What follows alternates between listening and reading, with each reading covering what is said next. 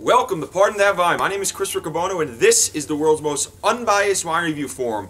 And we're out here tasting in the middle of a blizzard. And the reason I'm doing this is to once again show you how much the environment has to do with what you pick up on the nose and what you taste. Right now, out here, when I go to smell these wines, there's so much going on. It's cold, it's windy, there's snow, there's the smell of different fireplaces going on, that I will not smell on the nose what I would smell if I was sitting inside in a quiet room by myself.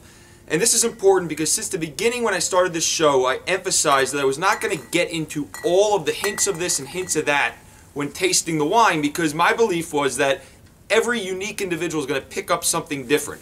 So obviously there'll be some main profiles, earthy, fruity, etc., that everyone will pick on, and then all the little hints of this and hints of that I was going to leave up to you. And it's funny because one of the main wine bloggers, who I won't mention, recently wrote an article saying, what was kind of wrong with tasting notes. That, when people don't pick up all these things that certain wine critics name, they think that they're not experts, or they think that they're not grasping wine.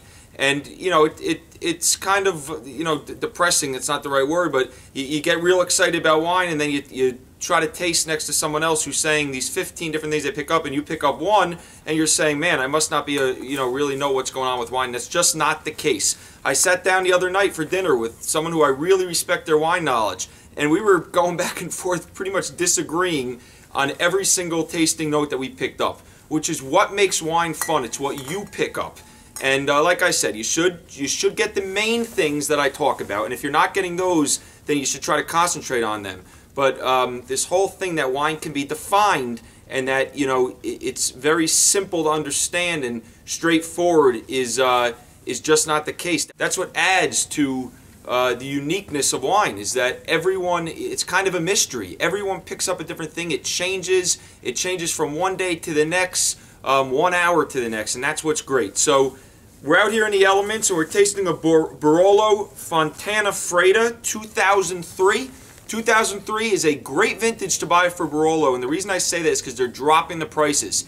It came right before a 2004 and 2005 vintages that were tremendous, and in 2000, 2001. So 03, and most 02s, they didn't even make Barolo because it was so bad over there. So 03, they're dropping the prices. They're very accessible when they're young, and you just can get a lot of values. This is a $39 wine, 90 points. Parker, 88 points Spectator.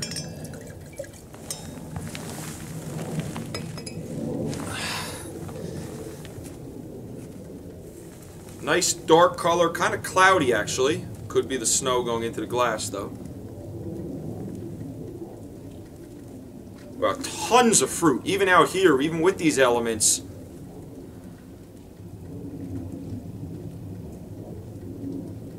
Beautiful strawberries. I'm actually getting a little tar. Let's give it a try.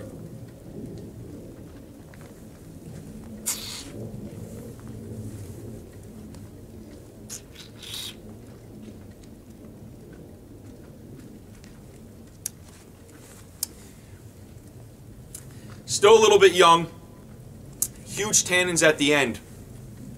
I actually thought it would be more approachable right now based on some of the experiences I've had with the other 03s. It actually needs some time, this one.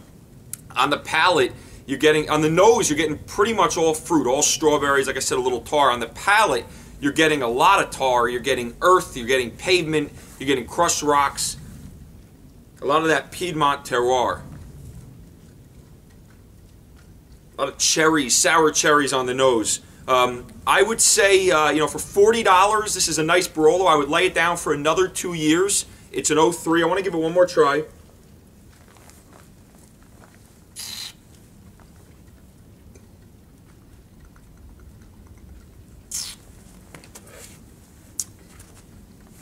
It's just huge. It's a little bit sour at the end, a little bit of acidity. It's overtaking the mid palate, but I think more in the way because it's just young. Not in a bad way that it's not a well-made wine. I think it's a pretty well-made wine. I'd probably give it an 87, kind of where Spectator came in. I think Parker was a little bit high, or actually I think it was Galani, which I never say his name correctly. But I think that score's a little high. I think it's more of an 87. Let's go to the next wine, which I am very excited about. This next wine is Blackbird Vineyards. Not an easy wine to find. You could kind of call it a cult wine. They make a number of different wines. This is the Paramore. 48% Merlot, 44% Cabernet Franc, the rest Cabernet Sauvignon. Now, they specialize in Merlot. You see a lot of, if you read about them on the internet, that they compare them to chateaus in Pomerol. This is from the Oak Knoll district in California, which is known for great Merlots, and is also compared as a growing region to Pomerol. So I'm very excited about this. It's about, I think it releases from the winery at $90, but you can get it at a retail store in the $65 to $70 range. My glass is getting destroyed here. What else about this? Parker gave this an 88. The 07, this is the 06. The 07's got big scores from Parker. Spectator gave this a 90. Let's give it a try. 20 months in new French oak. 83% new, 20 months in French oak. It's tough with the snow to perform here. Really dark. Almost black.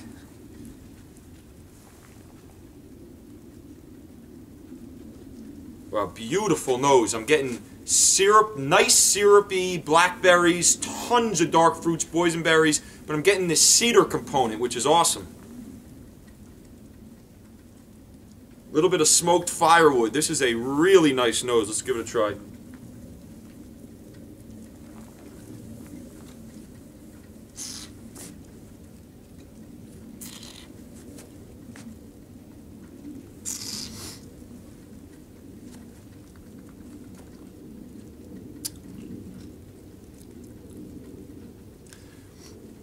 That's a really nice wine. I see why Parker gave it an 88.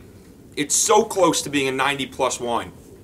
There's just some, it's not a perfectly integrated wine. It gets a little thin on the finish.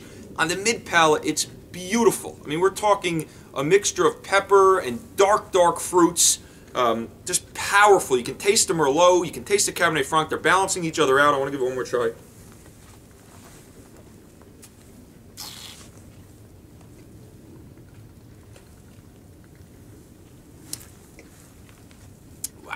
It's like biting on blackberries on that end of that mid palate.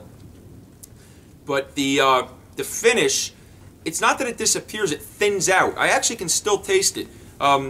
It's very interesting wine, and like I said, with the temperature, the wind, and the snow out here, I'm having a tough time kind of really grasping it, which is a good thing because when I go inside, I'm going to sit down and really break it down.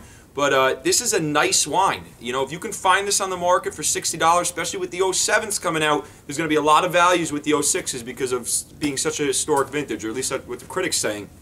I would check out Blackbird. They make a bunch of different wines, a lot of Merlot, Cabernet Franc, and this is a really nice wine. I'm giving it one more try.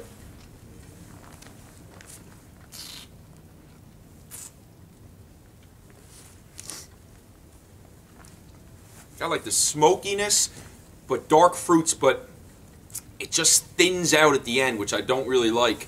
And that's why I would also probably give it an 87.5, 88. But it's a nice wine. I think for $65 it's just too expensive. But I've had so much luck with Blackbird, I definitely would give them a try. Anyway, I hope you enjoy the show. Have a great day, and I will see you tomorrow. Thanks.